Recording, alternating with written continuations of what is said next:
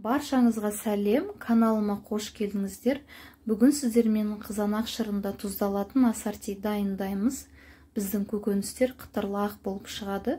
Міндетті түрде осы рецептпен жасаңыздар. Видеоны соңына дейін қарап шығыңыздар. Бізге ең алдымен қызанақтан шырын жасау қажет. Мен 3,5 килограмм қызанақтан 2 литр шырын алдым. Дайын болған шырынымызды қазанға құйып, қайнатамыз. Және қасына бөлек су қайнатасыздар. Екеуі бірге қайнап тұру қажет. Қажетті ингредиенттер бізде тұз, қант, хош иісті бұрыш, аскөк, сарымсақ. Менде мұндай 2 бас сарымсақ, сіздер азырақ қосаңыздар болады. Лавр жапырағы, аспирин, 70% сірке су. Бізге бұрыш қажет, қияр және 40 қабат. Сіздер қызанақты қосып жіберсеңіздер болады. Және көкөністеріңізді майдалап турап қосаңыздар да болады.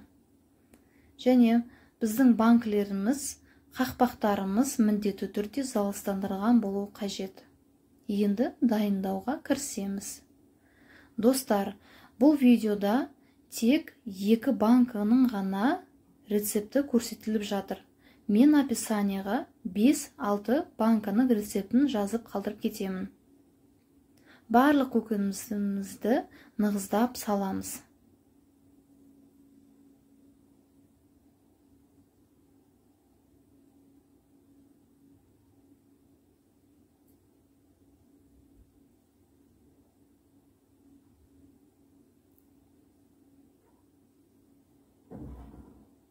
Дайын болғаннан кейін енді қайнаған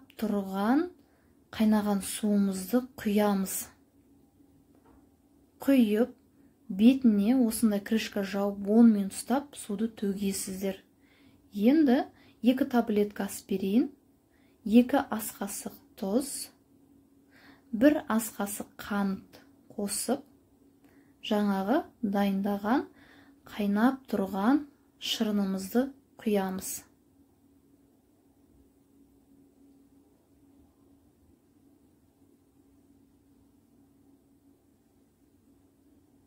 Бір шай қасықты толтырмай сірке суымызды қосамыз. Бетіне залыстандырған қақпағымызды жауып, бұрап, орап қоямыз. Міне біздің ассорти дайын болды. Міндетті түрде жасап көріңіздер. Сіздерге видео ұнады деген ойдамын. Менің каналыма тіркеліп, пікір қалдырып, лайк басып қойыңыздар. Көріскенше.